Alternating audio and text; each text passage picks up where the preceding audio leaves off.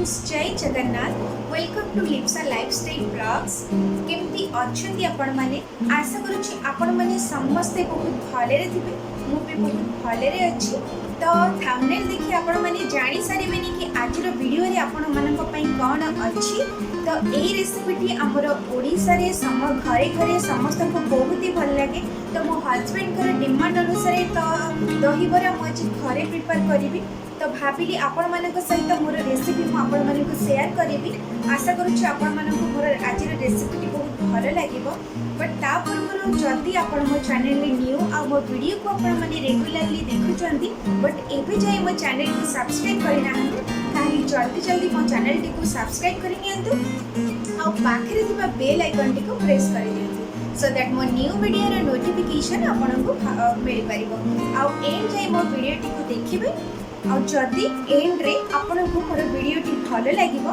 ताहाले मो वीडियो को like share और कमेंट करिया पई जम्मा भी भूलिबेनी तो चलो तो स्टार्ट करिबा आज रो रेसिपी। तो दही बरा बनेबा पई मु एठी बिरी को 4 रु 5 घंटा बतुरे देथिली और तापरे ताको भले से ग्राइंडिंग करी 2 घंटा मु ताको एमती बाहर रखी देथिली।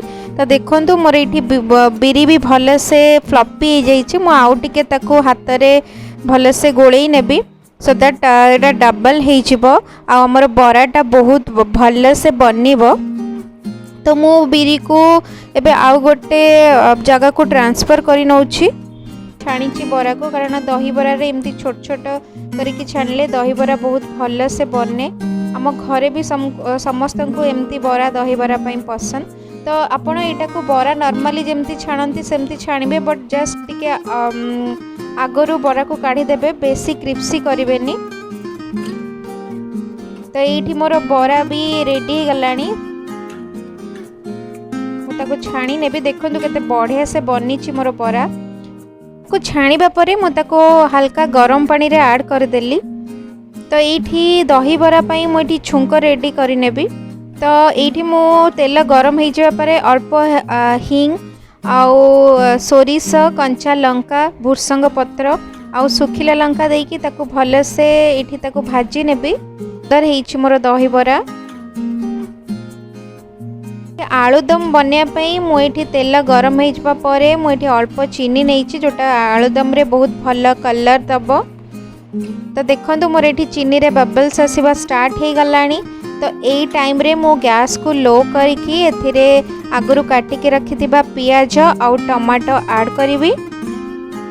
मो एठी गोटे कंचा लंका नेछि तो एटा को आपण हल्का फ्राई करि नेबे।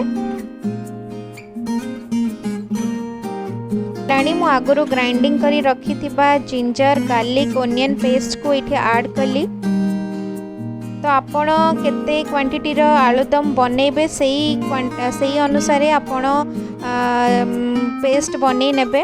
तो मो एठी 2 spoon Kashmiri red chilli powder आउ हल्दी गुंड ऐड करूची। तो एटा को ऐड कला परे भले से मो मिक्स करी नेबी।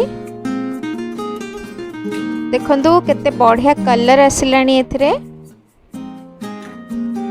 तो एबे मु एठी स्वाद अनुसार लूण ऐड करिबी।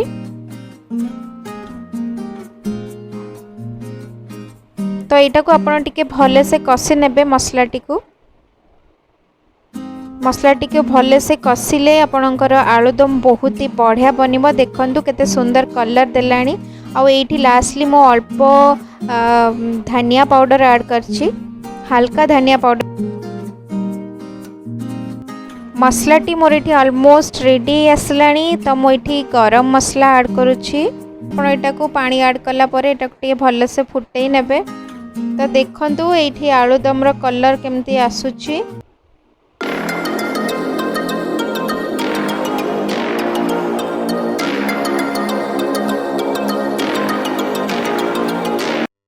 आलुदम बढ़िया ही बास्ना आसुछि।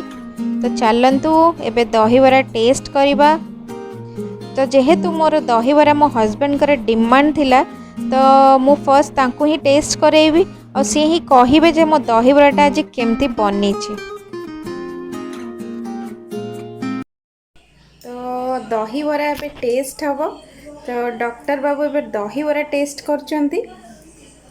केमती ହେଇଛି वाओ बहुत बढ़िया ହେଇଛି मन खुशी बहुत खुशी ख्वाहिश पूरण हो गला निश्चय आ नेक्स्ट डिमांड कौन सेटा आ परे भाबिया आपण माने निश्चय ट्राई करियो घरे बहुत देसी दहीबरा पूरा कटकिया स्टाइल रे आउ भी किछि तो मु चलिली टेस्ट करने दहीबरा आलुदम बहुत ही बढ़िया लगुच खावाई पूरा मार्केट भली बनी तो यही रेसिपीटी को आपण निहाती घरे ट्राई करेंगे आपण को केमिति लागिला दहीबरा मते कमेंट करके जनइबे आ मो चैनल को सब्सक्राइब करने जम्मा भी भूलिबेनी तो मु पुणी आसबि आउ गोटे नुआ वीडियो को लेकिन till then bye bye and take care.